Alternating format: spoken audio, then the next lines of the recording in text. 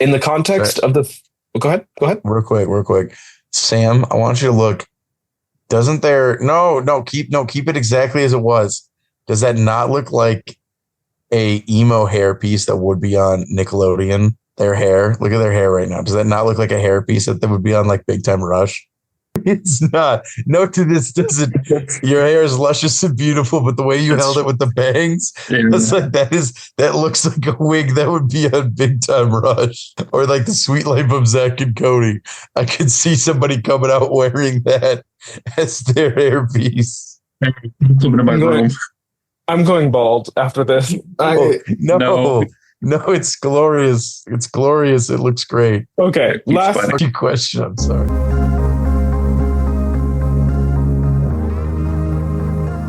Welcome to Ickrospective, where we take our silly short films a little too seriously. I'm Trevor. I'm Ben. And we have a guest today, Sam. Hello, Sam. I'm Sam. Sam is a longtime Icker actor. He's been in a lot of films, especially the later ones. He's not in any of these earlier seasons. I don't even know if you've watched much of the earlier content. The first question I want to ask you is like, what is your relationship to Icker? Where did it start? I think I have been acting in these for about 7 years, because the first one I would have been in would have been my second semester at River Falls. So it would have been like late spring, because like I had been in Focus before that, and then you joined second semester that year, and that's when we started like hanging out and like working together. And then it wasn't until like after we had been doing Focus and also Midsummer for a while that you were like, hey, do you want to be in a video? And I was like, yeah. And then it was the fountain scene. Yes. Yeah. Was that your first one? Both you and Ben, your first one was the fountain life scene? Yes. It was that dual episode. Did I ask you? I think I asked you, Ben, last time, if you remember the first time I asked you, and you couldn't remember. Did I ask you together or did I ask you separately? Was it during a Midsummer practice? I have no recollection of this. I'm not sure. I think you asked me and then I just kind of was on set. Like, I don't remember you going like, hey, do you want to? And me going, sure. I think I just remember showing up. I feel like it must have been separate. Yeah, I think it had to have been. That's funny. I didn't even realize that was your first one. For some reason, I thought it was earlier. I'm pretty sure that was the first one. I'm trying to think if there was... No, that was it. That was the one. She told me not to swear. And then like first shot I'm in, I say like, it's not like I didn't say the F word or anything, but like I said something under my breath and you're like, don't swear. That's a constant problem. That had to have been the first one. It does make sense because I don't think I started introducing college friends until season 5 of Icker, which probably means nothing to you, and that's Life is the first episode of season 5. Ben, aren't you excited to just be stuck watching these for 5 years? I agreed to this. We will see how wise of a decision that was. But I'm excited. They get better than this, I promise. Have you, Sam, ever watched The Ball Scene? This is my first time watching it. Okay. Well, today we're talking about The Ball Scene, which in my eyes, it is the second episode of Icker. Ben has opinions, and I'm sure usually it's the first. You got to go on the YouTube channel. It's the first one. I know, and I just disagree. I don't count that. It doesn't. It's not. Wait, someone uploaded it. Episode. I consider Pinguino. Yeah, because we shot Pinguino first. We shot Pinguino and Ball Scene in the same day. Yeah. So yeah. Well, you had an ambitious filming schedule even back then. Neither of these were supposed to be ever posted. Actually, fun fact, we just like filmed them and I edited them the same day. Like after we finished Ball Scene, I edited both of them and then I put them privately on a YouTube channel, and that was just supposed to be the end of it. But it was only the beginning. I never stopped. So yeah, today we're going to be talking about The Ball Scene, and we're going to be looking at it through the lens of intimacy. That is our word choice of the episode.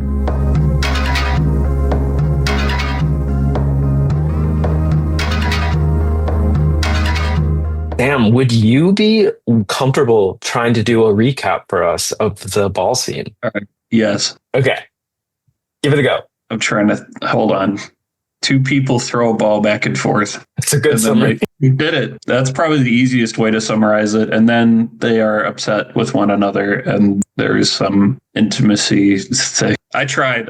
Yeah. It was brilliant. Ben, do you want to give it a shot? There's not much else to add. Two people throw a ball back and forth as their relationship devolves on screen. Yeah. That's better than what I said. Well, since we don't have anybody from the actual shoot that was there, I guess I will provide a behind the scenes story of it. The only thing that really comes to mind is the fact that we were only intending on filming Pinguino, but I was being me and I was like, I want to film another one. And they were like, okay. And the plan was the video was supposed to be longer. Like where it ends is not supposed to be where it ends. We had Emily there, who was Tiffany in Pinguino, and she was supposed to come in. If you like pay attention in the background of the video, there are two balls sitting behind us, and those two balls were supposed to be introduced into the plot. I don't remember what it was the intent, but Emily was supposed to come in as some character. Like she was supposed to be juxtaposed against our like super chill vibe, for lack of better words. And then she had to go home and we just stopped filming. And that is about as interesting as that behind the story scenes story gets. I can't really think of anything else. Yeah, that's the ball scene. I mean, explaining that there was supposed to be another ball and more characters. That's a pretty interesting behind the scenes.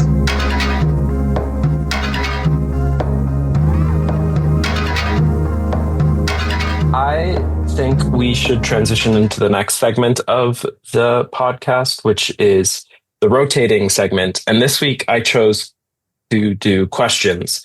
And the idea behind it is all three of us propose a question and three of us try to answer the question. The question has to be something that the text itself doesn't answer, which with Iker should be relatively easy.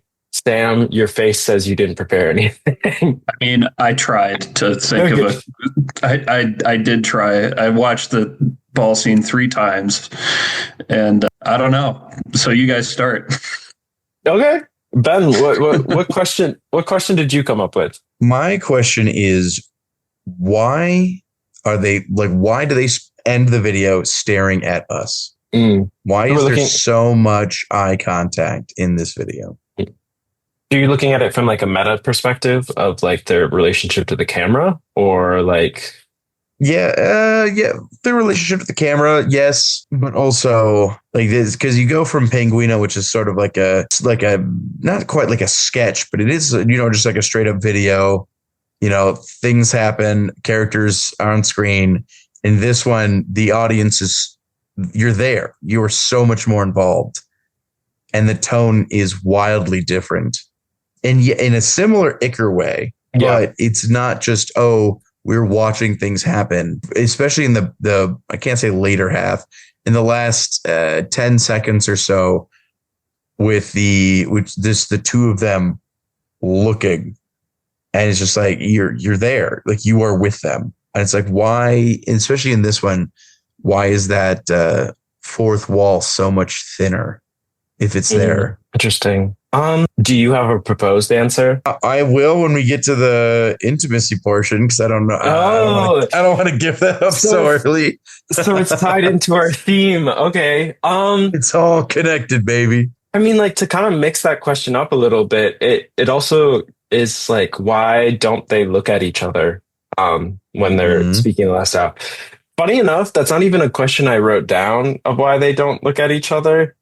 Because I just like know this video, so I don't really think twice about the fact that they don't face each other. What do you think? Just said cheat out towards the audience. Except it's just directly into the it's just directly into the camera. What, Sam, in universe, why do you think that the two characters are having this relationship with the camera? Why are they breaking the fourth wall? Why are they facing us at the end? If you had to BS a reason. To BS a reason. BS, which naturally stands for Ben and Sam. Ben and Sam. Yeah, that's good.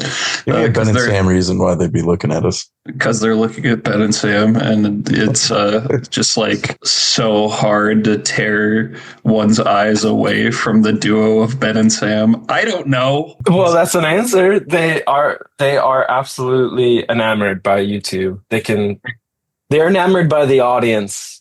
What comes to mind is mainly just for me is if I had to say something, they just are arguing and they don't want to look at each other and they're just very strange people. Yeah, I wasn't really thinking about it as a fourth wall thing. Although if I were, I would say maybe they're looking at you in the editing room and saying, I don't know, what do you think? That's a good soundbite. What do you think? I don't know. What do you think? One thing I like is, oh man, I just had it. Of course, the thought's gonna run away from me. Oh yeah, it's it's a lot like when you have two siblings arguing, right? And they're at an impasse because they don't want to admit that the other one is right or give any ground.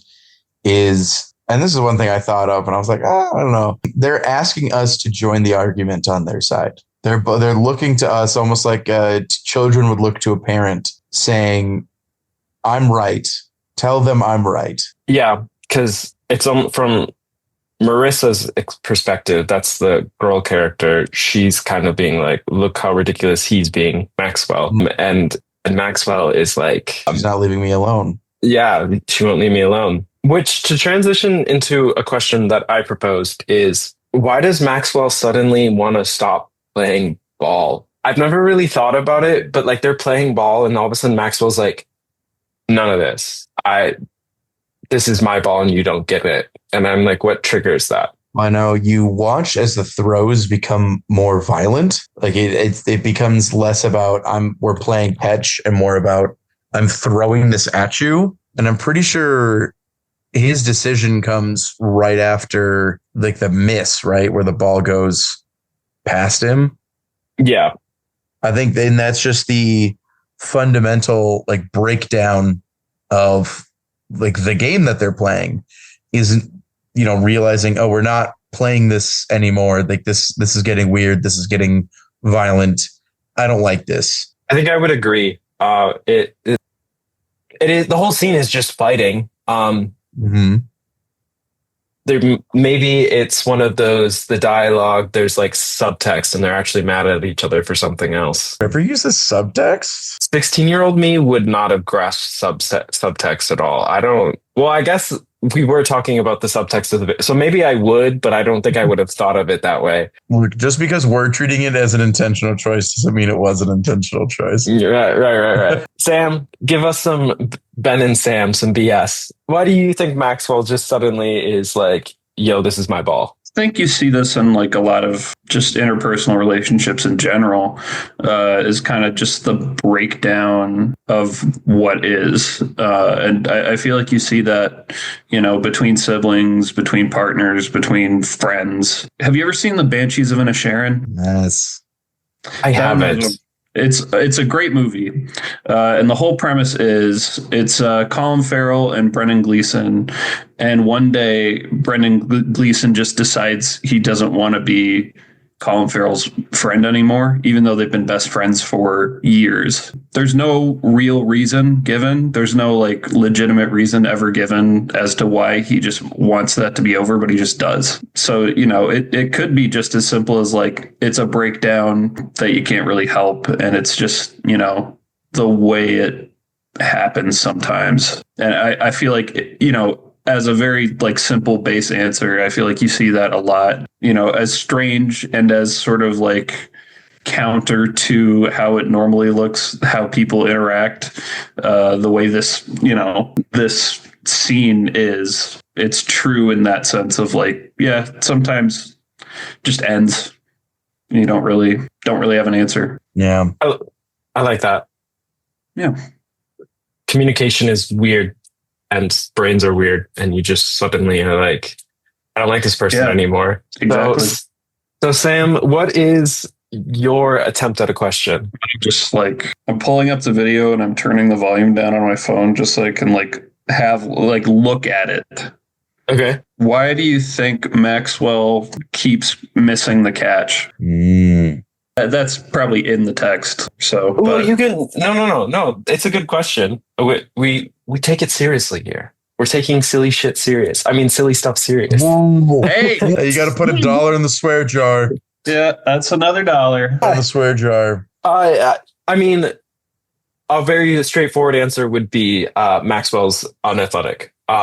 If we were going to do it as kind of bouncing off with what we were saying earlier, Maxwell's heart just couldn't, maybe is not into it. Maybe Maxwell has this like premeditated anger towards his sister, and it's kind of coming out here. And they say in the end that they've done this at least 3 times in the last month or something like that. And maybe he's just fed up with playing this game. I don't know. What I think it is I think it goes to show Maxwell's just lack of control. Like he does not, even when they're playing the game, he doesn't have it in hand, literally. Because it's not even that they've played ball 3 times this month. This is the 3rd time this month that she's been a problem about it, where he's been like, hey, I don't want to play anymore. And she goes, I don't care. With that just ignoring of boundaries, which we're going to get into later.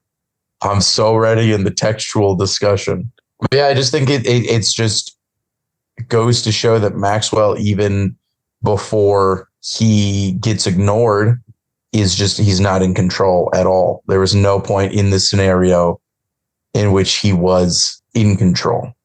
What I find funny about the idea that she's been a problem in the last month 3 times is she's not doing anything wrong from the perspective, at least from what the film. Well, okay, I guess at the end she's doing something kind of wrong, but I'm talking about the playing the ball part. Like, I guess we don't know what the other incidences were, so we can't really know for sure what she did wrong in the past, and it just kind of blew up here. I don't know. Well, because my thing is, as soon as the catches start devolving, because Maxwell throws that really bad throw, which then instead of being like, oh, that was a bad throw, I'm going to de-escalate, return things to normal. She continues to escalate. And then we have the like throw pass. And I think that like, I am going to disagree with you. That's what we see in the beginning of it, is instead of being willing to de-escalate or willing to communicate at all, she responds to a perceived slight with anger, with violence, with, you did me dirty, I'm going to do you dirty. I don't care if it was on accident. I don't care if this was on purpose or anything. Like you threw it a little too fast, a little too out of my center. Yeah, go get it. Go pick it up. That's the thing, is we see that immediately. And then in the end, where she's just walking all over his boundaries, it's just a continuation of that same characterization that we see from the beginning. What do you think, Sam? I think it goes back to just kind of that like dejection, that sort of just like, whatever, I'm done with this. Like, whether there's a good reason or not, it's just sort of like I'm done with this. Like, let's stop kind of thing. Or if it's mine, you can't touch it.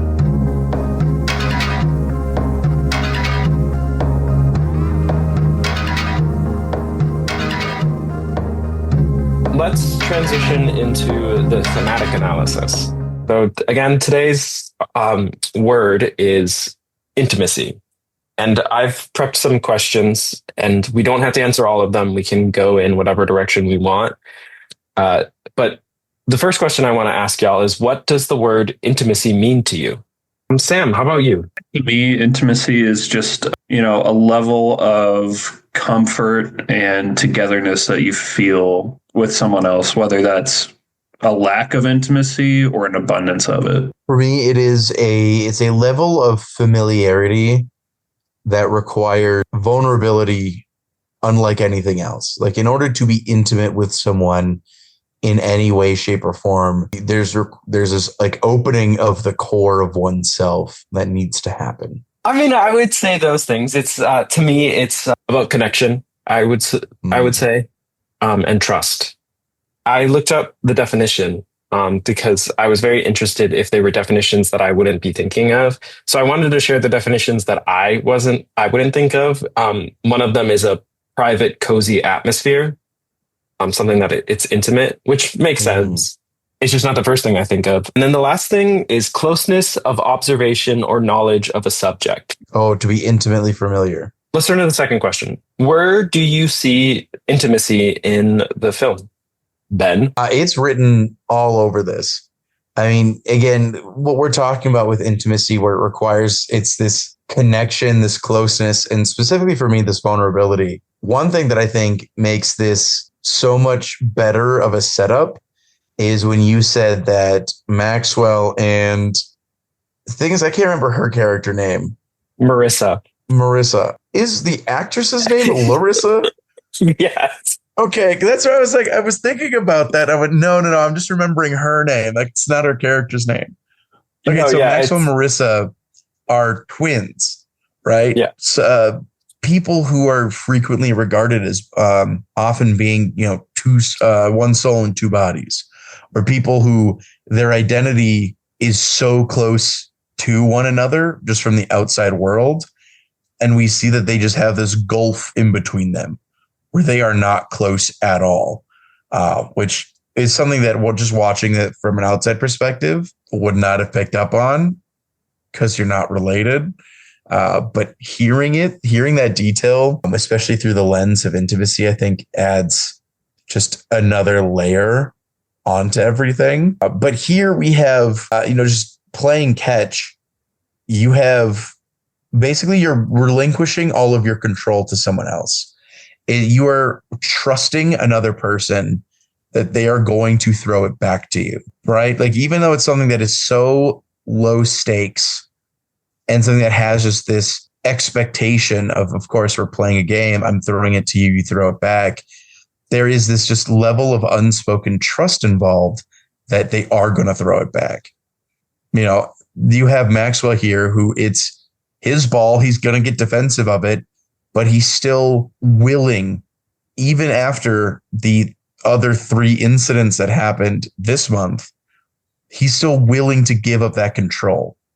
He's still that close, willing to be that vulnerable at the start with his ball to be like, I'm willing to give this away. Right. At any point, she could grab it, run, nothing he could do about it. And he's still willing to give up and be vulnerable, at least at the beginning. And then you have the end where that vulnerability is betrayed, where he's like, hey, I have boundaries. These are my boundaries. Don't touch my ball. It's mine. Knock it off. And she goes, no. I mean, that's literally almost what all she says for the back chunk of the video is just no. Maxwell says that. Wait. Yeah, no, she says that. No, I'm mixing them up. Keeps saying no. Yeah, I'm sorry. Marissa is definitely the one to say it. Don't gaslight me. I apologize. I should know this better, but I guess I don't. But, so she's just blatantly ignoring all of his boundaries, walking all over it, and just almost like weaponizing that intimacy that they have together, that familiarity, that closeness, to get what she wants, which is the ball. Even though it's not in her control at the end, she's still touching it. She's grabbing it. It's something that, she's using Maxwell's inability or, lack of want to enforce these boundaries to get what she wants. And, not going to read into it like an abusive relationship, but tell me y'all don't see it. I would definitely agree. It does seem abusive. She has no respect for him or for his boundaries. The sports thing came up in my notes, and this is me kind of connecting myself to the text, unfortunately, but I was thinking about, so you're talking about sports and the intimacy of trusting that the other person will throw it and the other person will catch it. I was thinking about it in the fact that I'm not a very athletic person. And so to play a sports game, especially out of I haven't been in high school in years. So anytime I'm playing a sports game, it's out of choice and I'm not being forced to. So there's this intimacy in the fact that if I screw up, I trust these people not to judge me. And both of them in this, don't catch the ball several times. And even though we are witnessing them do this, but from their perspective, unless they do notice the fourth wall, but from their perspective, they trust each other and don't care. They don't laugh at each other when the other drops the ball. Granted, I don't know if these two are capable of feeling. You ask if I see it in the film. Frankly, I don't. I see a distinct lack of it because it's just the entire time it feels very hostile, even when they're, throwing the ball back and forth. It just feels like, and it's aside from like the end where they're standing right next to each other, it's just an invasion of space. And other than that, they're like the two characters are always in separate shots pretty much. They're like pretty much like just very isolated within that space is what I kind of see there. I don't get a sense of togetherness or comfort or, any of what you would want or imagine intimacy to be. I just don't see it. I don't know how intentional that is, but I feel like the void of it is interesting. Does intimacy have to be positive? No. Mm-hmm. But I think that's one thing that I like that you brought up, that we have these two people who share a bond that they didn't choose, but one that makes people so close. And the whole vibe is off. They're emotionless. And like you said, they're in this space that it's a park, a place where normally the community comes together. And yet there's no one there. And it feels so empty. Even when they're standing together, because normally it's that reverse shot, they're standing together, and yet it zooms out more and more and more, so that even though that they're, this is the most we've ever seen of them together, it feels isolating. Where, yeah, it's the thing where like they're close, but there's this just emotional gulf between them, and the emotions are not there for either one of them, which makes this feel almost unpersonal. Like I like that you bring that up, because this is like the one thing where it's so emotionless, and yet we're looking at it through intimacy, which is where you're going to experience some of your strongest emotions, where you're going to be connecting with people on a deeper, more primal level. And here we have people who sound like they're at work or they're professional. Like, this is the most shallow, least level of connected that they could sound. And they're twins. Like Trevor said, the closest two human beings can come out of the primal state. And even though that they're physically together or, in a communal place, it is so cold and so isolating. Yeah. Last episode, you brought up the idea of friends versus family. What do you make of that idea? Because it seems like you're almost alluding to that within what you were just saying. Well, this is one where we have two people who are family, and look how they treat each other. It's not pleasant. It's not kind. It's not a positive, healthy relationship for anyone involved. Like, here we have, again, two people who should be, almost like two peas in a pod. And yet it would be better for both of them if they probably never saw each other again. We're kind of making this podcast with the intention that, I'm going to go off of what you said in a way, but we're making it with the intention that people would be watching Icar with us without knowing things, and I would inform them of that stuff. But later on, Sam plays a twin in the series.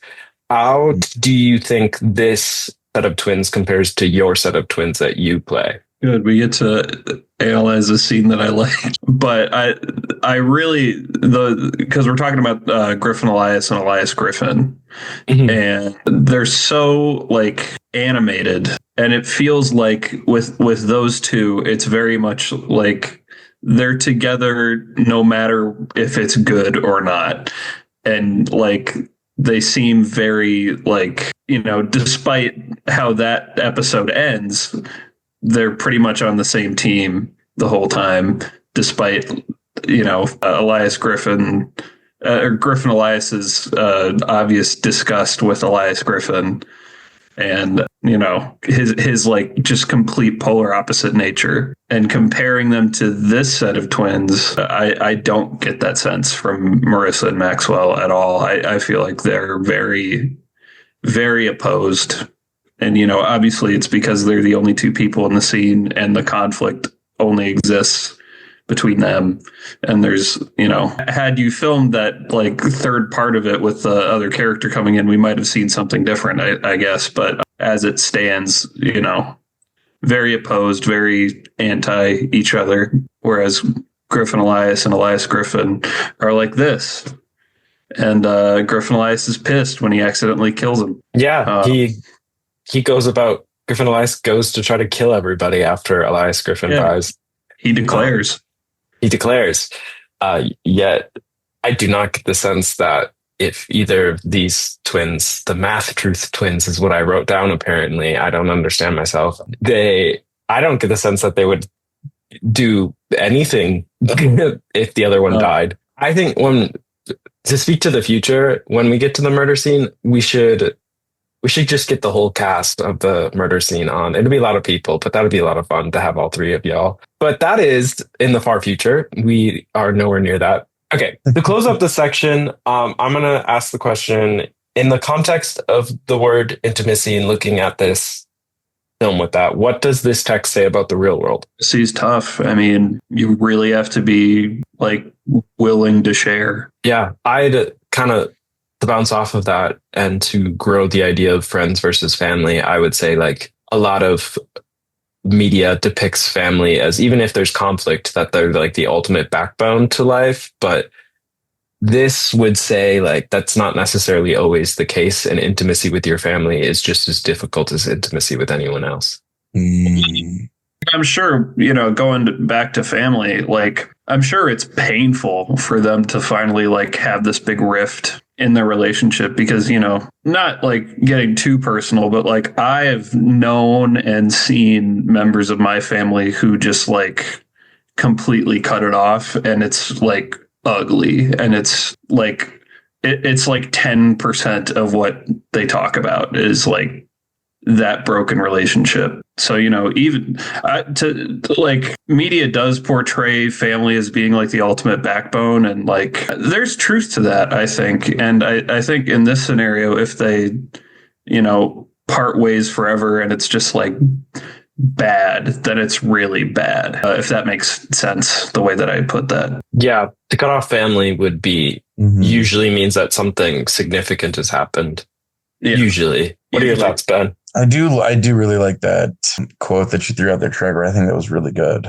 But that's about like what we were talking about, if that's about what this piece has to say about the real world. It's within the context of the word intimacy. What does the text have to say about the real world? I think that the Icar 8 ball scene, I think it goes to show that every relationship requires compromise in order to work. I think that it goes to show that you can't have things go your way all the time to have a positive relationship. And I mean that specifically pointed at Marissa, because she's the one in here who's making the relationship worse so she can get what she wants. And I think it also goes to show that, this is something that you would see almost traditionally on the schoolyard during bullying. And yet it's happening in the home, which is where we see the majority of abuse take place. And the majority of like violence takes place inside of a household between people who know each other. And this goes to show that something that should be your closest relationship, someone who should be one of your closest allies, can be one of your worst enemies. Also, one thing I want to add in, since we're taking everything that happens in these videos literally like it was as intention. Did anyone else notice that the most emotion we ever hear when someone's speaking is the whispering when Maxwell goes to pick up the ball? Like immediate. Oh, like in the background. Yeah. There's whispering, which sounds like excited almost. That is the most emotion we ever hear out of anybody, is when Maxwell is alone And that before he decides to put up his boundaries. Who are these people? Are they on the side It's a of the female voice. So it could be maybe, the voice of the sister he wished he had. It could be potentially the voice of his mother. It could be his inner woman screaming to come free. I don't know. I don't know what the voice says. I tried to listen to it and I could not get the words. I mean, that is a perfect transition to the next segment of the lore implications. I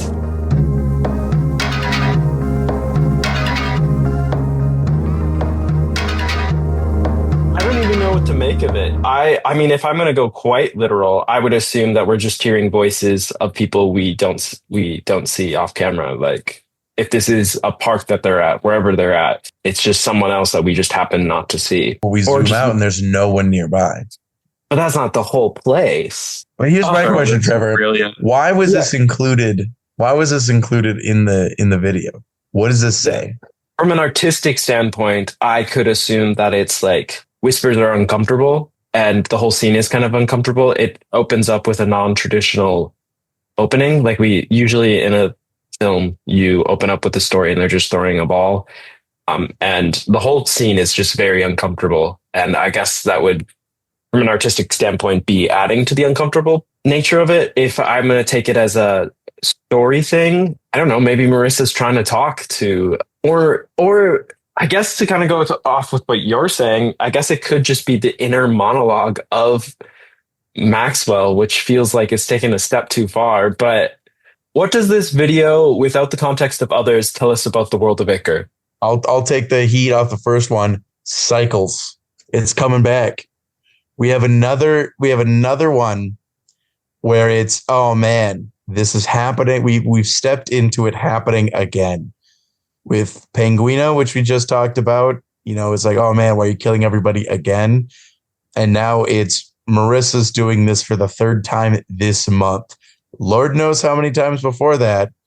But we step into these characters repeating events and trends once again. Yeah. How about you, Sam? Anything simple or complex? What does this tell you about the world of Iker? It can be stupid. It can be silly. Freaking weird. I don't know if it illustrates a whole lot else to me anyway, but that it's weird. It helps that this is also the second thing that you filmed for Iker. So before that, is it safe to assume there wasn't much of a roadmap? It's very safe to assume. Yeah. This was never supposed to be seen by the public, remember? Exactly. No. I'll probably point it out to Ben when it happens, but you can see when I go, oh, wait, this could be like a thing. Like I just started making videos and then there's this moment where I had this epiphany. I'm like, these could all just be connected. So to me, when I made this was not connected. It was just two things. It was two little skits. Mm-hmm. Yeah, I guess I would have to reblog, but retweet. I didn't want to say tweet. Tumblr? Oh no. I'm going to It's 2011. Oh, what's in the tags? Oh no. I'm not even a Tumblr person. I've never been a Tumblr person, which is crazy. But my sibling's a Tumblr gender person. non-conforming individual. I know. I'm gay and not doing okay. Anyway. Gay and not doing well.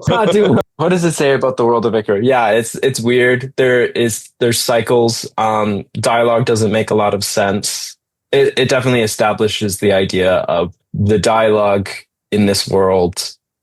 You feel like you get what's going on, but you at the same time feel like there's something else that you don't completely understand, I would say. I think it also sets up a lot of tone where Penguino, again, the thing is, I feel like this and Penguino do a great job of being very different and also setting up a holistic vibe for Iker, where this one you have this almost like stilted, facsimile of like what should be happening of like this. And this is not speaking to the quality of performance, but like this could be like a, baby's first run at the script where there's no emotion. People are just saying lines, going through things, but it's this whole kind of stilted feeling to it adds to the almost like mundane horror of it, where you have, again, like what Sam was talking about earlier, where you have this isolating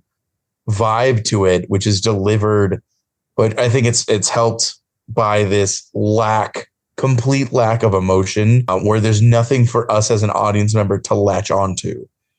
Like there's nothing for me with these characters that I want to like support, that I can find myself attaching to, because they're not blank slates. It's almost like a doppelganger where it's not a real person, but it's something very close to it. Mm. Does that make sense? So it's this like sense of horror where something is wrong, and like you can tell, like, oh, I know it's wrong, but it's this like almost like churning feeling in your stomach where you're like, I don't feel comfortable. I want to leave. I want this to be over. Yeah, I would very much, I agree with all of that. I especially agree with the idea that I've never really thought about it before, but the idea that Pinguino and Ball kind of go together as a pilot, essentially, for the entire idea. Pinguino sets up the ridiculousness, and the Ball scene kind of sets up the uncomfortable tone. A lot of Icar, especially later Icar, and we see this in Infall, to break my rule of not referencing things that aren't out. There is this constant dissonance of what is the word I'm looking for? Tone, I guess. A dissonance of tone where there is both like humor and darkness, and also just a weird stale sort of energy. Not stale as in like you said, not to like make comments on the quality of it, but like a very purposeful staleness. I don't know how, I can't really put it into words, but they together kind of emulate exactly what Icar evolves into. But I'm not going to say polished, but a more polished version in the future. Well, I would say it is more polished, because I think later on it becomes more intentional, but it becomes more of a choice. So I think for this one, it didn't seem to have that punch of, we're doing this for a reason, of like, we're making choices as to why we're delivering it like this, or as to why we're standing like this. And that's one thing that I think as it goes on, that gets more purposeful with, we're going to do this because there's a feeling I want to evoke. There's, filmmaking techniques that we learn. And then, it's despite the general lack of direction given during most of these, there is direction, or at least there's an intention. There's a want of, there's something that, you want to get, and, you have the ways you want to get there, which I think is probably lacking from this one, because later on you grow as I'm making this for the public. I'm planning to do this. And then also I'm growing in confidence and capability as a storyteller. And I want to tell a story. This isn't just random hee hoo hoo with my friend. This is, I'm going to tell a story. I'm doing this on purpose. To kind of transition off of me, I'm going to ask the question, do you notice any parallels to real life stories, mythology, historical or other? I have one in mind, but I want y'all to talk first. Is there anything that you notice parallel? Like subdued version of like Cain and Abel. Just like these two siblings fighting, and one of them really wrongs the other at a very base level. It's not as crazy in any way as Cain and Abel, but it's a similar story. If you had to boil down Cain and Abel, it is one sibling wrongs the other. Yeah, I'm now realizing how much I write the very Cain and Abel trope. Because spoiler alert, Ben, for the Pinguino story, but the siblings in that moment in later episodes, it's making me, I'm not going to apply it to my real life. I should not do that. We're separating it from the artist, but it's making me think about things. I'm like, wow, do I have something to say? But I'm going to separate it from myself. Do you notice any real life stories or parallels, mythological, historical, or other? Man, I didn't really have one, and then Sam said Cain and Abel, and I'm like, oh, that's so perfect. That was just the absolute GOAT choice, I think, for that, because I don't really think I have any specifics, and you're gonna probably say whatever you're thinking. I'm gonna be like, oh man, duh, why didn't I think of that? Mine is just as simple and way more stupid, honestly. Not that Cain and Abel's stupid. Mine is basically when they're standing next to each other. This time around, I thought American Gothic. Yeah, American Gothic. Yeah. Okay. So yeah, the fact that you're gonna go say that, because much earlier in the episode, I wanted to bring up like, oh, it's like a modern day American Gothic, and I'm like, there's no point to put this in here. And then you're talking about like historical context. I'm trying to think of like stories and not imagery. But yes, I'm so sorry to be stealing your thunder on that. No, But go ahead. keep going. Go ahead. As much as this is a self-indulgent podcast, I want y'all to do the talking, which I guess makes it more self-indulgent. But yeah, I don't really have any like further thought.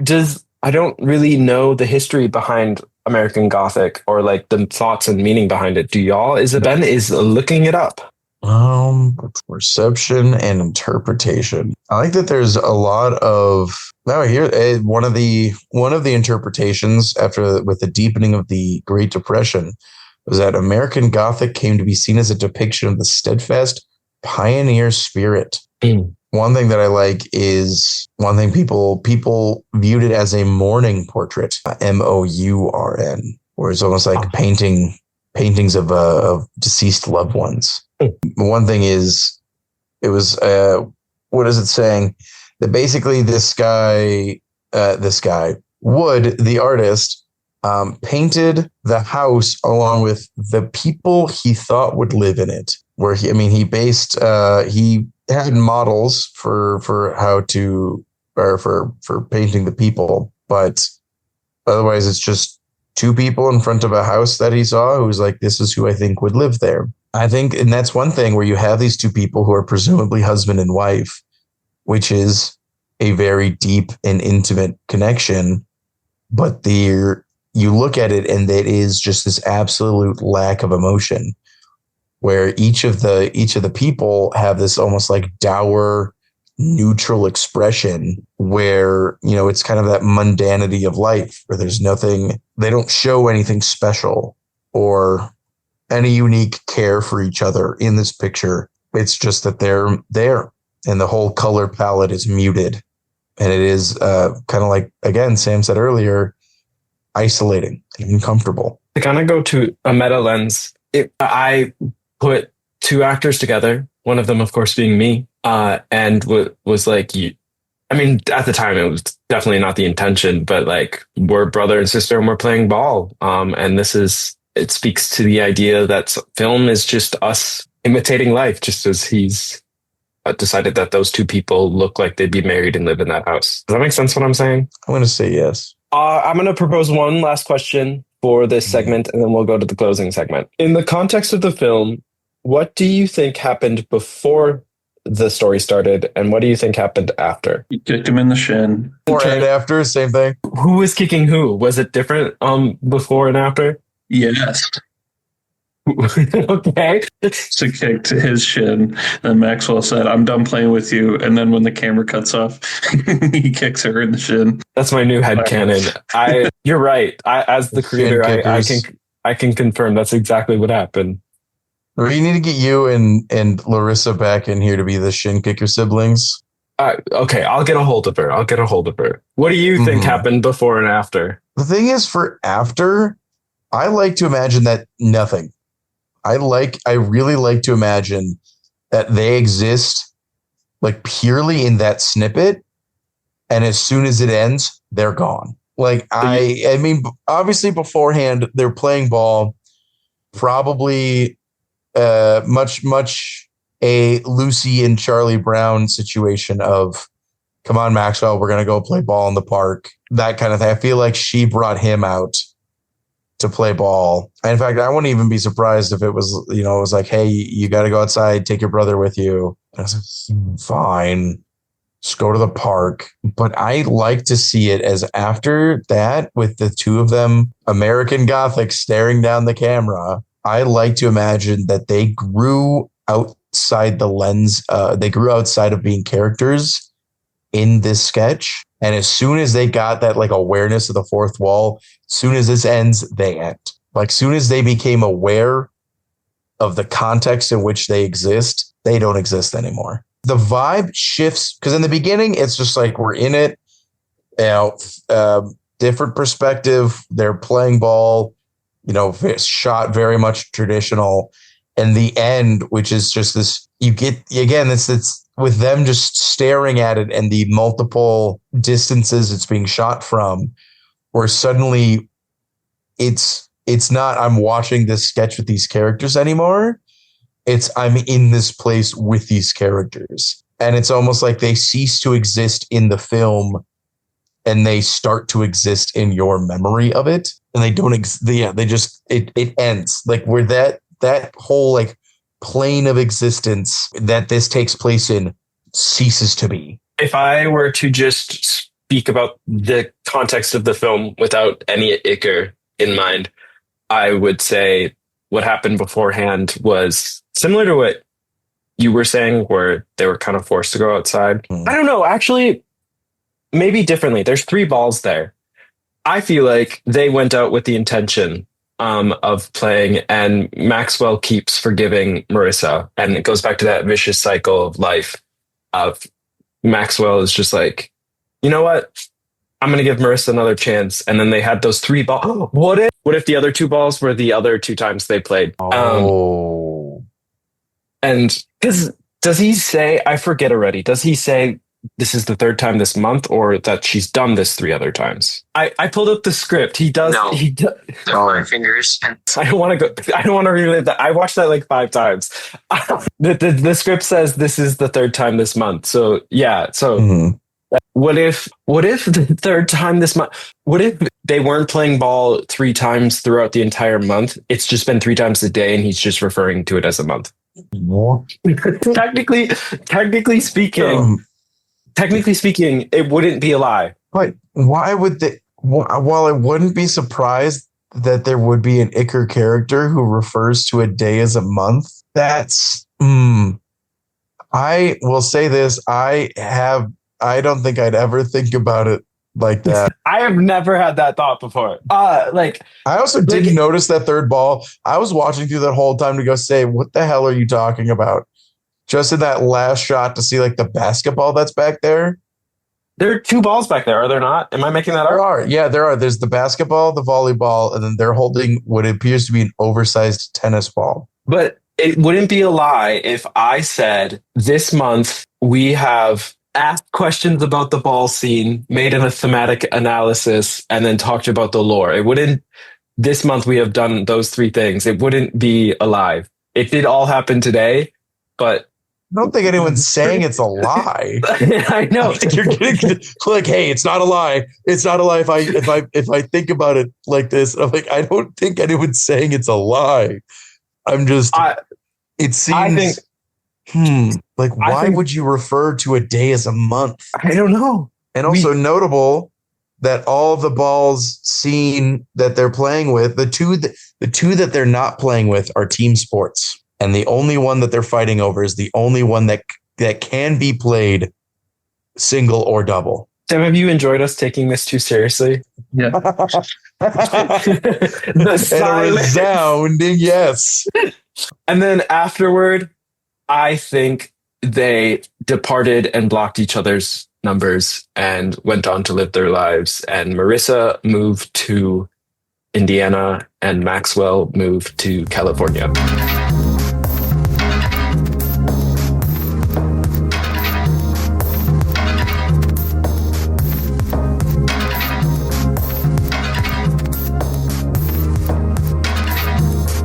Sam, can you give us a log line for this episode? Yes. The siblings math true play ball and are mad. I love it. That's a perfect log line. Thanks.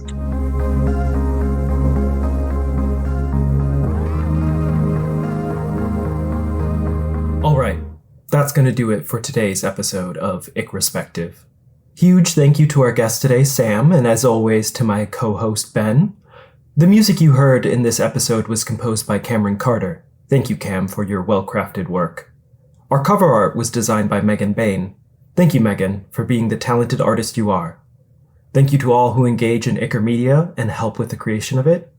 And most importantly, thank you to our past and present patrons, one of which joins me every episode, Ben, as well as Reese Brockup, Candy Prector, Noah Seam, and Rin Anderson. Your support means the moon and back again. To our audience, thank you for listening. Remember to subscribe to Icarate Films on YouTube and Patreon, and wherever else we choose to post. Also, consider leaving a review for this podcast. How'd we do? What would you like to see more of or less of? Every review helps with engagement, so thank you in advance. We'll be back soon with another episode where we will be talking about the book scene under the lens of inheritance.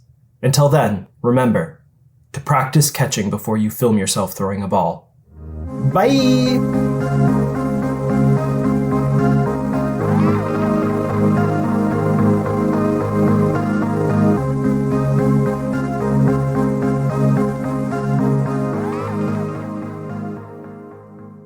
Is Sam frozen? No, they're just chilling. Wait, maybe. I was ready to go to bat to defend them. Like, no, they're just there. They are. It froze up. Sorry, my internet. You're Your good. internet Sam, connection Sam, is I want you to unstable. know that Trevor's like, oh my God, are they frozen? I was like, no, they're not. No, they're was. just chilling. I was Ben, frozen like we're- Elsa. Okay, Real Sam. quick tangent. Can you believe that movie helped like confirm the Dyatlov Pass incident of like what happened? What? And the crowd goes wild with recognition. Do y'all not know the Dyatlov Pass incident? No. It's like 6 hikers in Russia, like experienced hikers, went missing. They were all found dead in various stages of like undress with weird injuries and like no apparent cause of what the hell happened. And for decades, it was there was no solid answer as to what the hell happened to these hikers. Except now we have a really good idea that it was a like an avalanche that kind of like wiped out the camp that they were in. And we have a much better idea of what happened because of like the physics that they used to emulate the snow in Frozen was used to emulate the weather conditions in the Dyatlov Pass and provide like a much more accurate response than we have ever had. So now it's almost like confirmed. I think it is. I'm pretty sure they've answered like, yeah, okay, we know what happened. It was an avalanche. I love movies. Trevor Cinema Heimbrechter. You 2 say genders. that. Yeah. You say that when you hear about the movie Frozen. All I say is, did you know that Frozen is older than gay marriage? And most people are like, what? And I'm like, yeah. Actually, Yeah. Isn't that weird? 2 years no, older than you're telling me Frozen inspired the legalization of gay marriage? In America, I guess. Yeah, the courts There are- watched Frozen. Went, you know what? Maybe they should get married. They watched Olaf and they went, Yas Queen. Put that as our cold open.